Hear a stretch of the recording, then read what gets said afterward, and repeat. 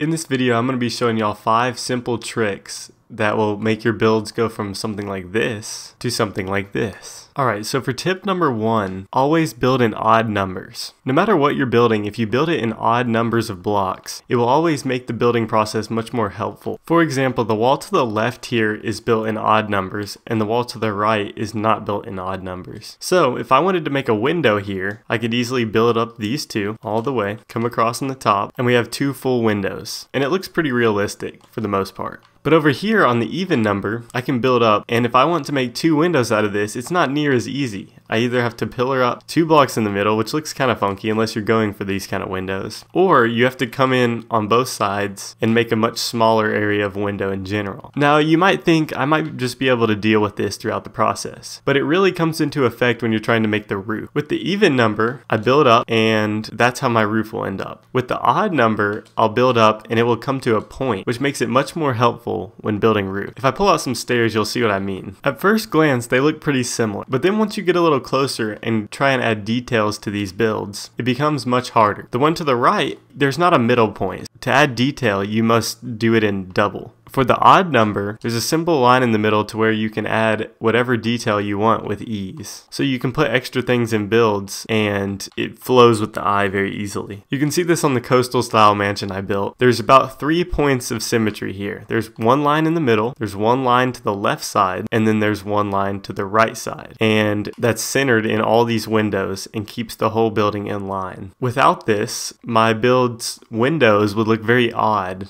They would have no center point, and they would probably be very large windows with no realism to them. For tip number 2, always stick to a similar palette throughout your build. Both of these houses are a great example of this, but I think it was done a little better on the coastal style mansion. As you can see, everything from the driveway to the roof to the whole structure of the build, it all has a theme to it. Nothing really stands out too much compared to the other things. As you can see for the wall, I used the acacia block, and this is a brown block. However, it gives off a gray tone, and this combines with the roof to make it look very modern, but at the same time very traditional. Sometimes it helps just to get all the blocks that you're planning to use and line them up on the ground, and then it'll kind of give you an idea if they merge well together or not. It also helps if you can go on Google Images and look at certain houses and color schemes and try and recreate those with blocks in Minecraft. Before we get into the next tip, make sure you check out the channel and watch the videos where I have built both these houses here, and maybe even subscribe if you like the content. Tip number 3 is to plan all your builds out. Now this generally helps more when you're building houses, but it can help for anything. If you've been following the Nile house building series, you know that I always build out the front of the house and then I map out the walls and structure that will be behind it, and then I come in with the walls to finish off the house. For a while I put this off and just made the exterior and then went on the inside, but it actually adds so much more detail and structure to your builds if you plan this out before. It does take a little more time, however it definitely pays off in the end. Tip number 4 slightly ties in with tip number 2. Use block diversity. Now tip number 2, I was saying try to stay within a certain range of color of blocks, and you still want to do that. You want to keep a certain palette throughout your build. However, within these palettes you want to diversify your blocks. So for example, this driveway right here, I could have just used a plain gray stone block, but instead I merged it in with 2 other kinds of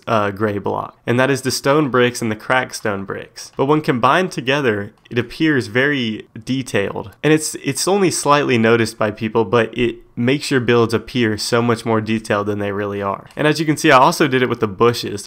I included different types of leaves within this one bush just to change up the pattern and color and increase the detail. Another form of the example I showed y'all over there is the pathway leading to the oceanside mansion. As you can see, I did a few different blocks here that definitely don't really go together. However, since they're all kind of a similar color, they flow very well when used together and increase the detail like crazy. And one final thing before we move on to the next tip is this doesn't have to be used just in pathways. This can be used on the walls and the roof of the house. Now I haven't done that much really here, but if you do, it definitely helps increase the detail of your builds. For example, I can find another slightly bluish color like this and kind of mix it in throughout to just make it spotty. However, when you come back and look at it, it will look very uniform. This is a little more helpful for rustic builds, but it definitely can be used in any build. And finally, tip number 5, don't forget the small details. Small details are everything when it comes to building a house. In general, they might not stick out much, but overall, when somebody is looking at a build, the small details are what make it seem so realistic, even though they don't really notice them. For example, as you can see, I have 2 layers of stairs here. Now, this isn't very noticeable when you're standing back, but it adds a whole nother dimension to the house, and since this house is so big, having 2 right here just looks normal when you stand back. However, if you go to a smaller design like the coastal style mansion, you can see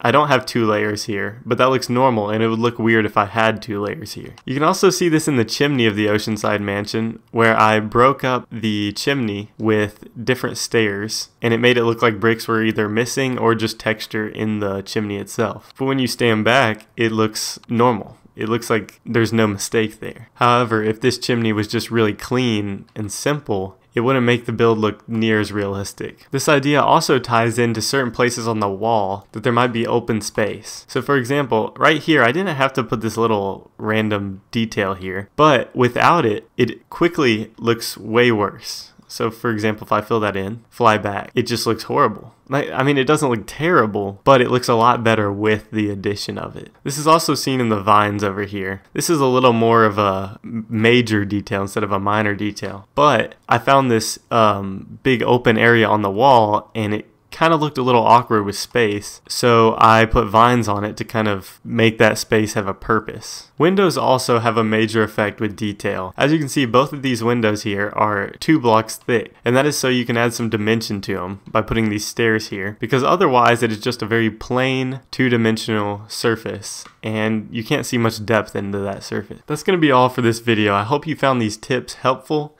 and definitely try and incorporate them into your builds and let me know how it went. And once again, I'll see y'all next time. Peace out.